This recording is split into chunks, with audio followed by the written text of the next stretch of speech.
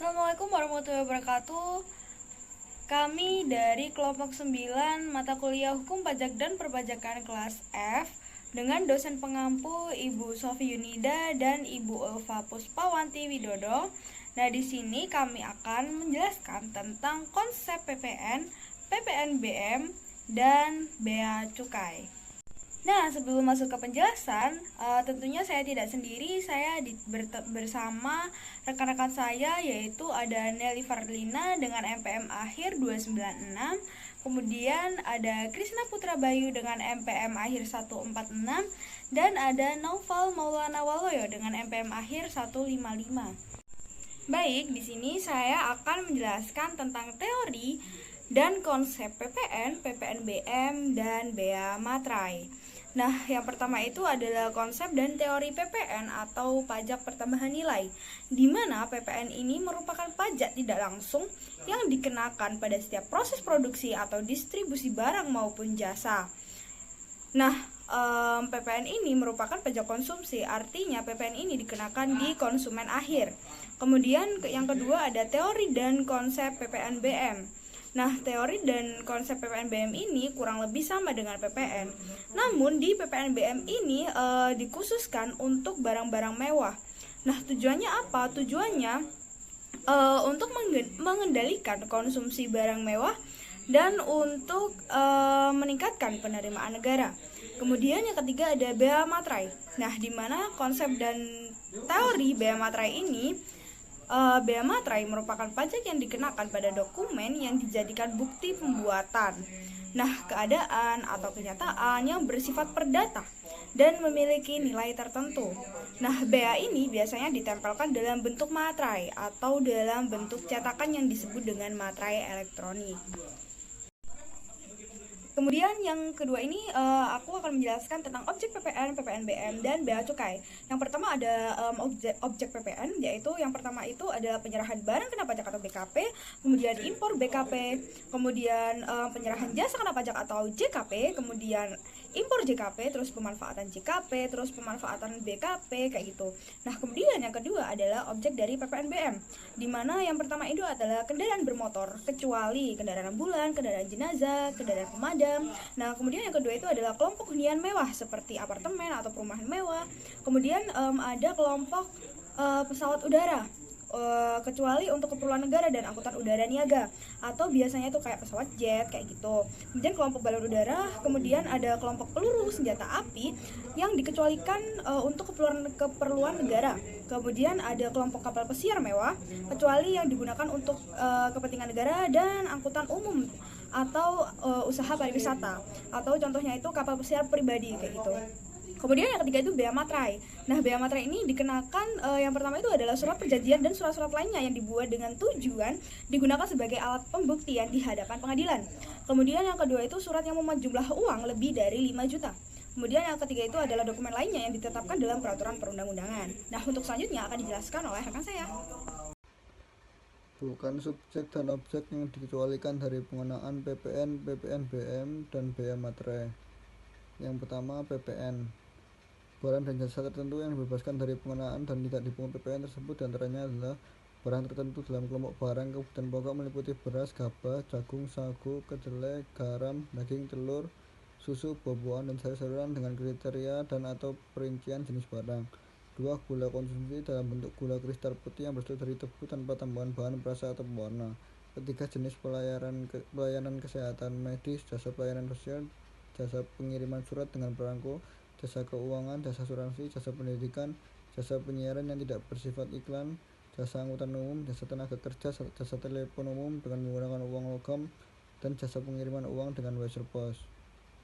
Yang kedua, PPNBM.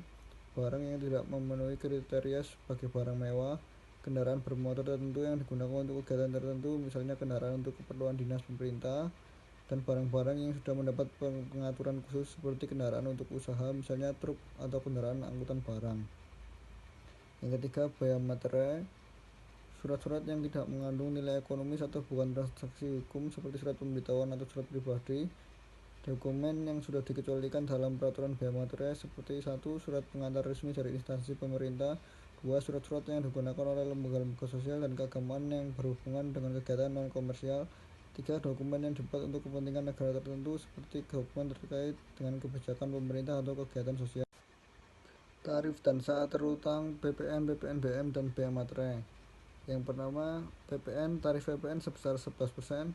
Saat terutangnya PPN sebagaimana diatur dalam pasal 11 UU PPN adalah pada saat penyerahan BKP, impor BKP, penyerahan JKP, pemanfaatan BKP tidak berwujud dari luar daerah pabean, pemanfaatan JKP dari luar daerah pabean, ekspor BKP berwujud, ekspor BKP tidak berwujud, dan ekspor JKP. Yang kedua, PPNBM. Tarifnya ditetapkan paling rendah 10% dan paling tinggi 12%. Perbedaan tarif PPNBM didasarkan pada pengelompokan barang yang tergolong mewah yang dikenai PPNBM. Pengelompokan barang-barang yang dikenai PPNBM terutama didasarkan pada tingkat kemampuan golongan masyarakat yang menggunakan barang tersebut, samping didasarkan pada nilai guna barang bagi masyarakat pada umumnya.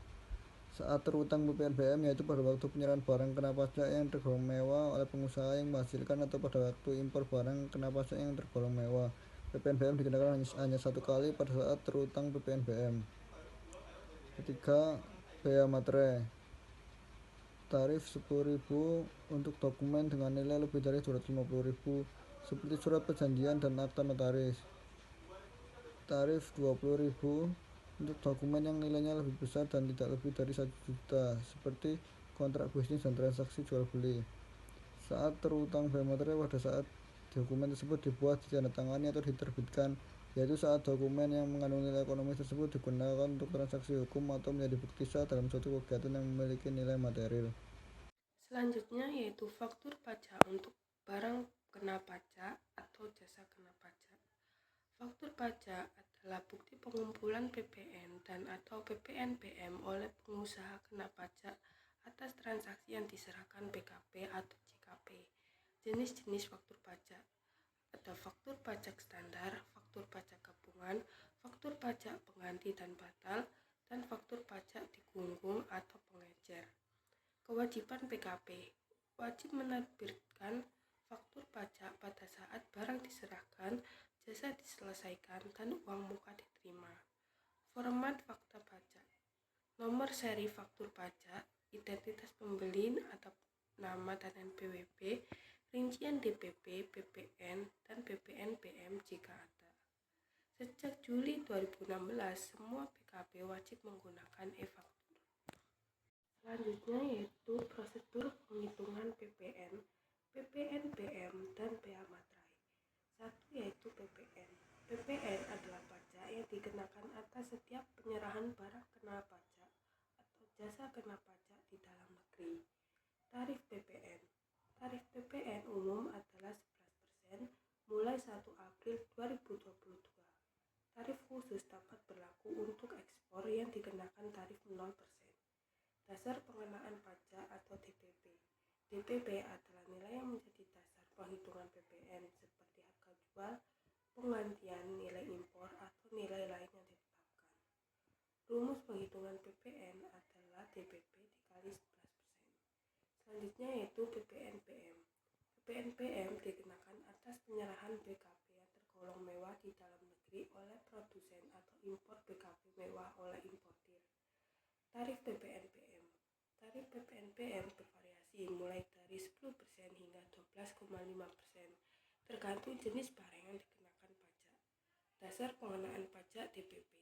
DPP untuk PPNBM sama seperti DPP PPN, yaitu harga jual, penggantian, atau nilai impor. Rumus penghitungan PPNBM adalah DPP dikali tarif PPNBM. 3 yaitu bea materai. Bea materai adalah pajak atas dokumen tertentu yang dikenakan untuk tujuan hukum dan perjanjian. Tarif bea materai Rp 10.000 per dokumen, berlaku untuk dokumen-dokumen tertentu seperti surat perjanjian, akta notaris, kwitansi transaksi di atas 5 juta, dan dokumen lain yang ditetapkan. Contoh penggunaan: jika Anda menandatangani perjanjian dengan nilai transaksi 20 juta, maka perlu melampirkan bea materai senilai 10.000. Baik, yang selanjutnya adalah cara membayar dan melaporkan PPN dan PPNBM. Nah, ini langsung masuk saja ke saat pembayaran atau penyetoran PPN atau PPNBM. Nah, poin yang pertama di sini adalah PPN dan PPNBM yang dihitung sendiri oleh PKP harus di-store paling lama akhir bulan berikutnya setelah masa pajak berakhir dan sebelum surat pemberitahuan masa pajak pertambahan nilai disampaikan. Lalu PPN dan PPNBM yang tercantum dalam SKPKB, SKPKBT, dan STP harus dibayar atau di-store sesuai batas waktu yang tercantum dalam SKPKB, SKPKBT, dan STP tersebut. Selanjutnya, PPN atau PPNBM atas impor harus dilunasi bersamaan dengan saat pembayaran biaya masuk, dan apabila pembayaran biaya masuk ditunda atau dibebaskan, harus dilunasi pada saat penyelesaian dokumen impor. Poin berikutnya, PPN atau PPNBM yang pemungutannya dilakukan oleh 1. Bendahara pemerintah harus di-store paling lama tanggal 7 bulan berikutnya setelah masa pajak berakhir. Lalu yang kedua, oleh Direktorat Jenderal Bea dan Cukai yang memungut PPN atau PPNBM atas impor harus di-store dalam jangka waktu 1 hari kerja setelah dilakukan pemungutan PPN pajak. Untuk poin yang terakhir adalah PPN dari penyerahan tepung terigu oleh Badan Urusan Logistik Bulog harus dilunasi sendiri oleh PKP sebelum surat perintah pengeluaran barang DO ditebus. Lanjutannya di sini itu saat pelaporan PPN atau PPNBM. Nah, untuk poin yang pertama, PPN dan PPNBM yang dihitung sendiri oleh PKP harus dilaporkan dalam SPT massa dan disampaikan kepada kantor pelayanan pajak setempat paling lama akhir bulan berikutnya setelah masa pajak berakhir. Lalu yang di bawahnya ini, PPN dan PPNBM yang tercantum dalam SKPKB, SKPKBT, dan STP yang telah dilunasi segera dilaporkan ke KPP yang menerbitkan. Di bawahnya ini poin bahwa PPN dan PPNBM yang pemungutannya dilakukan 1. Bendahara pemerintah harus dilaporkan paling lama akhir bulan berikutnya setelah masa pajak berakhir. 2. Oleh Direktorat Jenderal Bea dan Cukai atas impor harus dilaporkan paling lama akhir bulan berikutnya setelah masa pajak berakhir. Nah, untuk poin yang terakhir di sini, untuk penyerahan tepung terigu oleh Bulog, maka PPN dan PPNBM dihitung sendiri oleh PKP harus dilaporkan dalam SPT massa dan disampaikan kepada KPP setempat paling lama akhir bulan berikutnya setelah masa pajak berakhir. Lanjut ke materi cara membayar dan melaporkan biaya materai. Perlu kita ketahui dulu di sini batas waktunya, bahwa batas waktu penyetoran biaya materai adalah paling lambat tanggal 10 bulan berikutnya setelah batas berakhirnya masa pajak. 2. Sementara batas waktu pelaporan SPT massa biaya materai adalah paling lambat tanggal 20 bulan berikutnya setelah berakhirnya masa pajak. Poin yang terakhir di sini, SPT massa biaya materai berbentuk elektronik dan wajib disampaikan melalui aplikasi atau sistem yang disediakan oleh DJP. Nah, untuk sanksinya, keterlambatan atau tidak menyampaikan SPT massa biaya materai akan dikenakan sanksi sebesar Rp100.000. Apabila terdapat biaya materai yang tidak atau kurang dipungut atau di-store, pemungut biaya materai dikenakan sanksi administratif. Untuk sanksi administratif yang berlaku ialah sebesar 100% dari biaya materai yang tidak atau kurang dipungut atau di-store. Lalu berikutnya ini ke tata caranya, bahwasanya tata cara di sini itu merupakan hasil simplifikasi dari materi website pajak.com.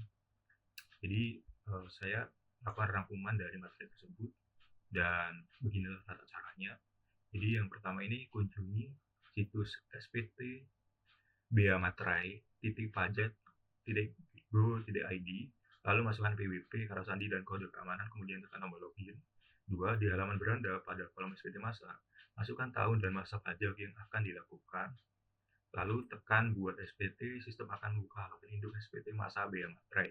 Yang ketiga, pilih lampiran 1 untuk mengisi daftar pemungutan biaya materai atas dokumen seperti cek dan biliet, giro, secara manual atau melakukan import file dalam format CSV. Selanjutnya, yang keempat ini, sinkronkan data dengan induk SPT tahunan jika ada notifikasi. 5. Lanjutkan ke lampiran 2 untuk daftar pemungutan materai elektronik yang akan otomatis terisi dari Peruri setelah menekan muat ulang. Yang ke-6, masuk ke lampiran 3 untuk dokumen yang tidak bisa dihubungi materai elektronik, lalu tambahkan data dokumen. 7. Di menu storan, buat dan cek status storan biaya materai, buat kode billing, dan selesaikan pembayaran. Lalu unggah bukti setor dan pastikan status berubah menjadi sudah dibayar. Yang terakhir, akhirnya pilih kirim SPT, lengkapi data, unggah sertifikat elektronik dan passphrase, lalu validasi dan kirim. notifikasi pelaporan kredit massa biaya materai akan ditampilkan. Baik, terima kasih. Sekian video dari kelompok 9 kami ucapkan. Wassalamualaikum warahmatullahi wabarakatuh.